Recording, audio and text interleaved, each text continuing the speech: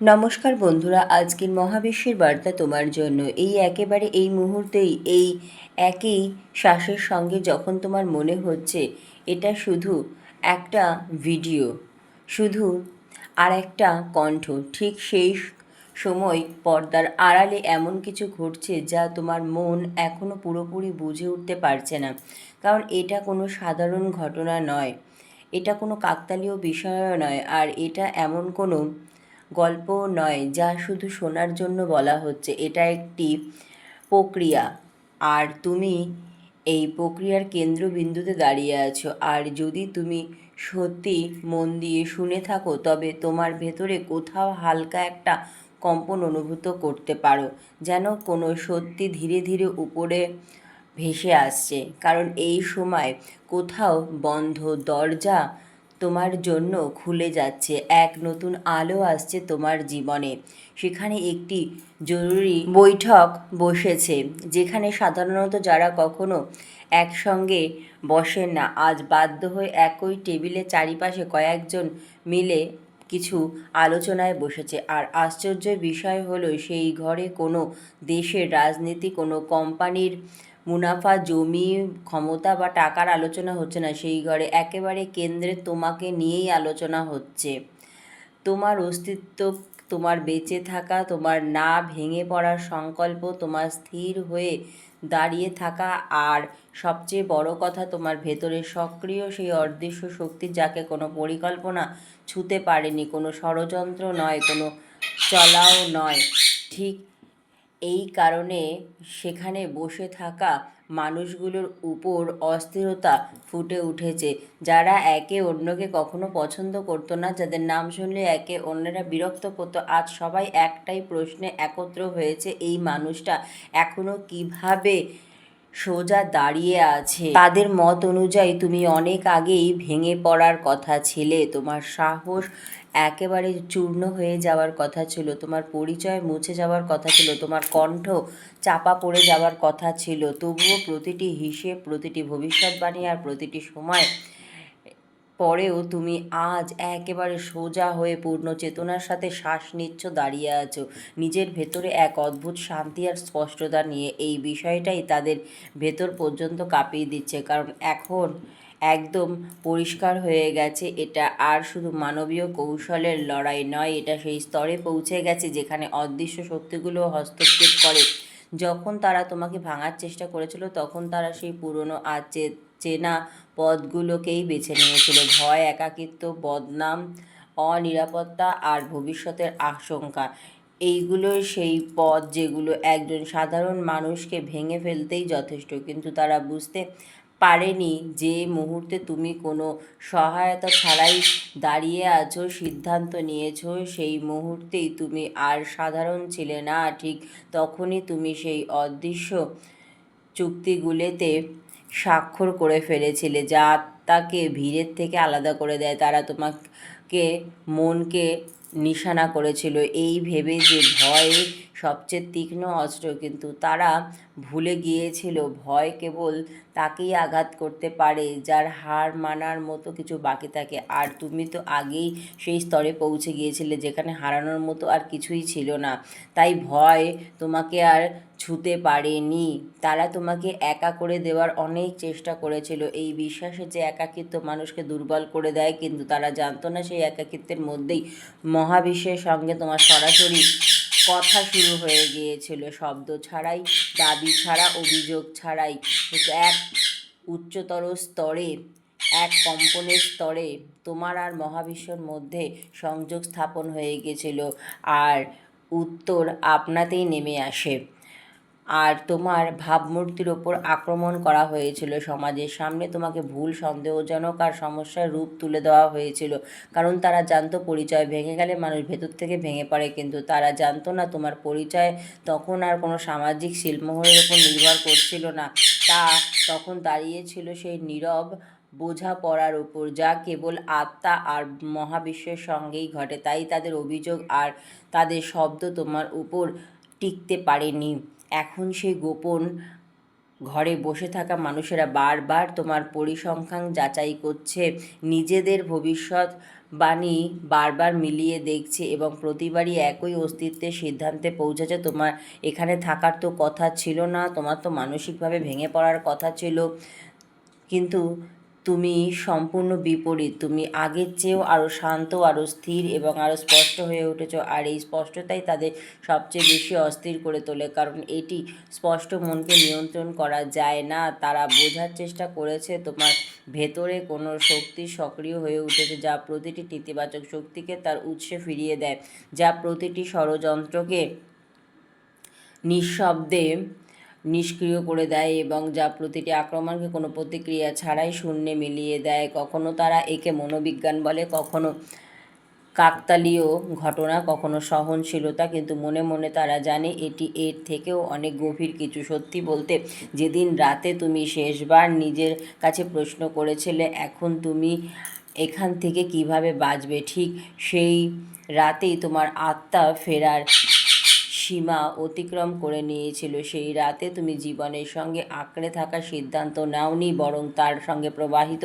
হওয়ার সিদ্ধান্ত নিয়েছিলে। আর ঠিক সেই মুহূর্তেই মহাবিশ্ব তোমাকে নিজের প্রত্যক্ষ তত্ত্বাবধান নিয়েছিল, কারণ যে আত্মা নিয়ন্ত্রণ ছেড়ে দিতে পারে সেই আত্মাই প্রকৃত অর্থে সুরক্ষিত থাকে। এখনই গল্প আর শুধু তাদের পরিকল্পনা বার্তা নয়, এটি একটি নীরব বিজয়ের গল্প হয়েছে, এমন এক বিজয় যা না সংবেদনপত্র ছাপা হয়, না মঞ্চ থেকে ঘোষণা করা হয়। এই বিজয় ঘটে ভেতরে গভীর, স্থায়ী ও শান্তভাবে।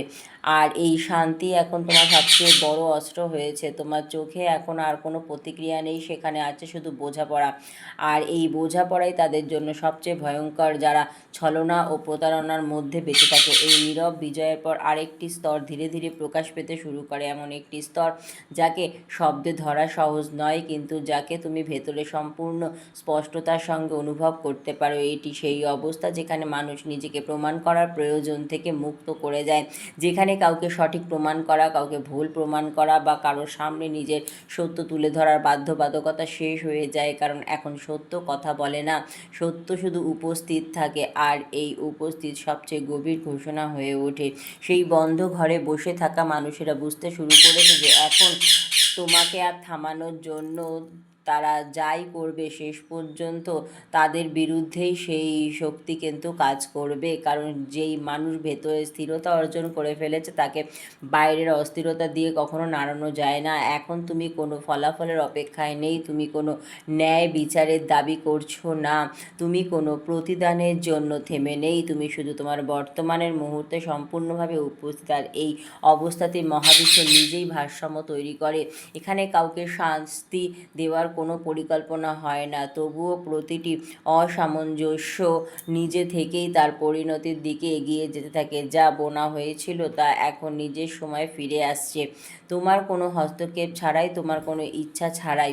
তোমার ভেতরে এই শান্তি নিষ্ক্রিয়তা নয়, এটি সচেতনতা, এটি সেই নীরবতা যেখানে সব কিছু পরিষ্কারভাবে দেখা যায়। এখন তুমি মানুষকে তাদের কথার মাধ্যমে নয়, তাদের শক্তির মাধ্যমে চিনতে পারো।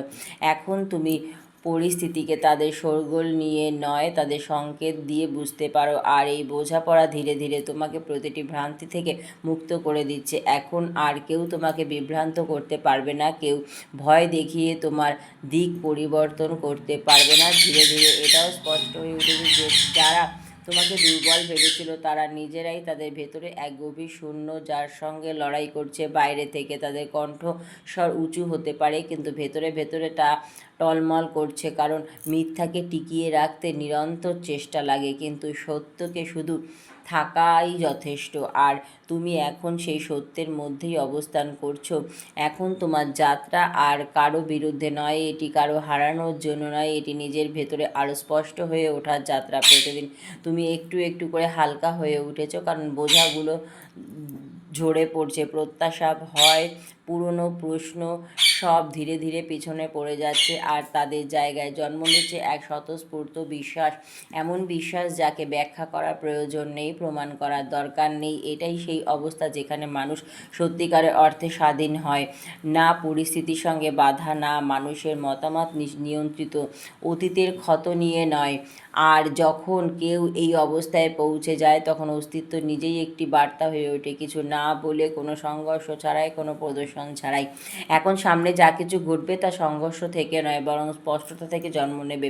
তোমাকে পথ দেখানো হবে কিন্তু সংকেতের মাধ্যমে, তোমাকে সুযোগ দেওয়া হবে কিন্তু শোরগোল ছাড়া, তোমাকে এগিয়ে নিয়ে যাওয়া হবে কিন্তু ধাক্কা দিয়ে নয়, সহজ প্রবাহে। কারণ তুমি এখন সেই ছন্দে এসে পড়েছো যেখানে জীবন বিরোধিতা না সহযোগিতা করে। আর এটাই সেই বিন্দু যেখানে গল্পটা পুরোপুরি বদলে যায়, কারণ এখন এটি আর শুধু বেঁচে যাওয়ার গল্প নয়, এটি জেগে ওঠার গল্প হয়ে ওঠেছে। যে একবার জেগে ওঠে তাকে কোনো শক্তি আর অন্ধকারে ঠেলে দিতে পারে না। এই জাগরণের পর জীবনের অভিজ্ঞতাকে বদলে যেতে শুরু করে। একই ঘটনা, একই মানুষ, একই পরিস্থিতি, কিন্তু দেখার দৃষ্টিভঙ্গি সম্পূর্ণ আলাদা হয়ে যায়। যেগুলো আগে অনেক ভারী মনে হতো, আগে অনেক কষ্ট তোমাকে একা করে দিয়েছিল, খুবই খারাপ লাগতো, এখন সেইগুলো সব হালকা হয়ে গেছে। যে প্রশ্নগুলো আগে অস্থির করতো এখন তারা নীরবতার মধ্যেই সেই উত্তর তুমি পেয়ে যাও। কারণ ভেতরে যে স্থিরতা আসে, সেই স্থিরতা বাইরের দুনিয়া শোরগোল থেকে নিজেই অর্থ হারায়।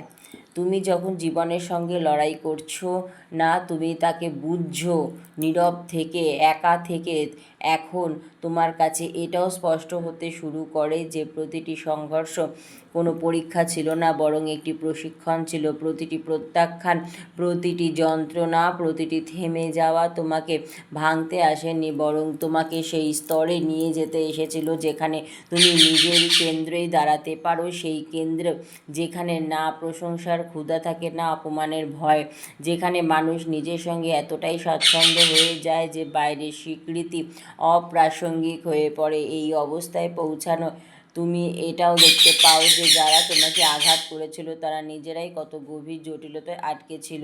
এখন তাদের প্রতি রাগ ওঠে না, প্রতিশোধের ইচ্ছাও জাগে না, তাদের জন্য ভেতরে শুধু একটি দূরত্ব তৈরি হয়। এটি শান্ত এক দূরত্ব, যেখানে তুমি কারোর সাথে জড়াও না, কোনো ঝগড়াঝাটির মধ্যেও যাও না, কারোর সাথে কোনো রকম জট পাকাও না, কারণ তুমি এখন বুঝে গেছো যে প্রত্যেক মানুষ সেই চেতনা স্তর থেকেই আচরণ করে যতদূর পর্যন্ত সে পৌঁছাতে পেরেছে।